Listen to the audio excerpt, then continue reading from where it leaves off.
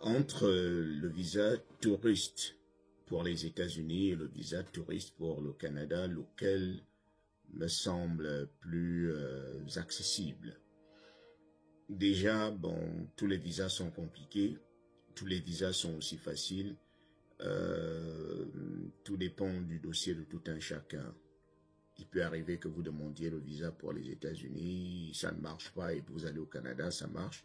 Il peut aussi arriver que vous commenciez par le Canada, lorsque vous venez demander aux États-Unis par rapport à la façon dont ça se passe aux États-Unis, ça marche pour vous.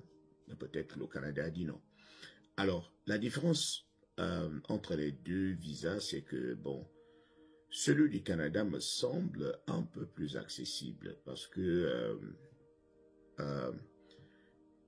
il peut arriver que vous ne passiez pas l'interview. La plupart du temps, on ne passe pas l'interview pour les visiteurs. L'interview n'est pas réellement prévue. Et la base dans le visa visiteur du Canada, c'est qu'il faut soumettre les documents et tous les documents qui peuvent bien vous aider,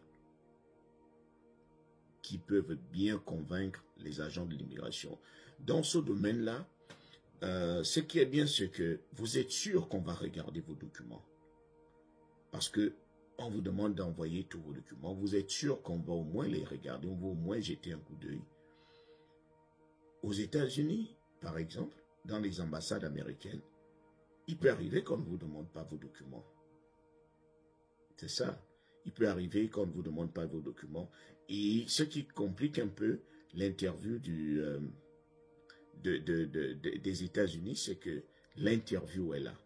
C'est-à-dire le face-à-face. Et beaucoup de gens échouent aussi dans le face-à-face à cause de la panique, parce qu'il y a à cause du manque de contrôle, tu n'arrives pas à bien répondre. Parfois, ce qui est clair dans tes documents, tu n'arrives pas à le dire, à le formuler de manière correcte lorsque tu es face à l'agent de l'immigration. Par rapport, déjà qu'il faut remarquer, il faut souligner que même le lieu où tu vas aller te faire interviewer influence déjà. La façon dont vous rentrez dans l'ambassade, ça influence. Alors, au Canada, je ressors un peu les points importants et je veux aussi nuancer.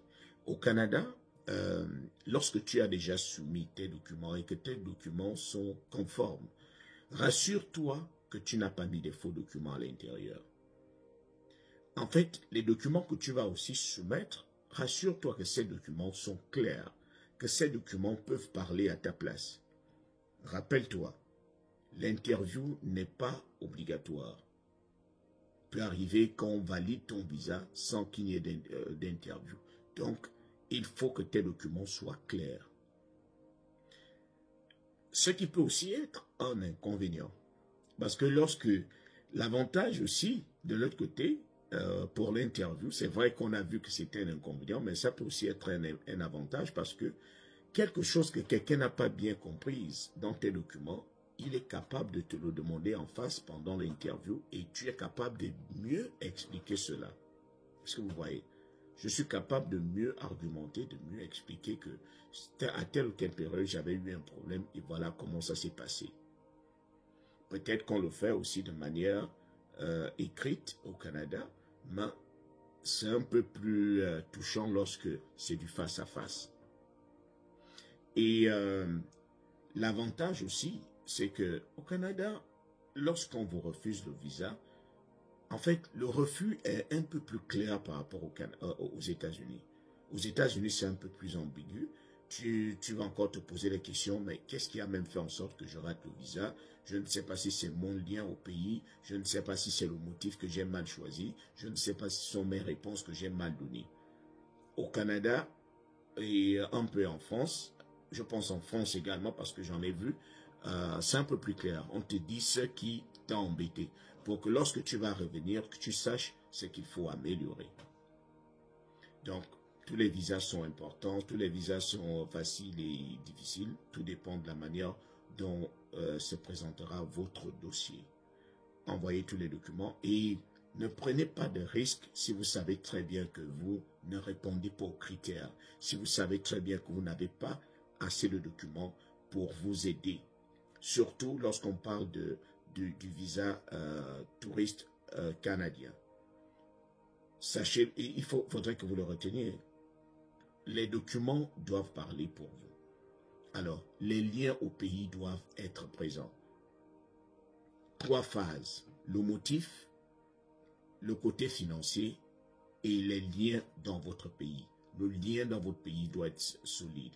La famille, le travail, les biens que vous avez.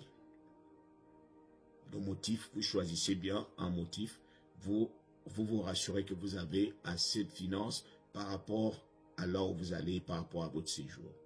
Je pense que le reste, c'est Dieu qui va décider.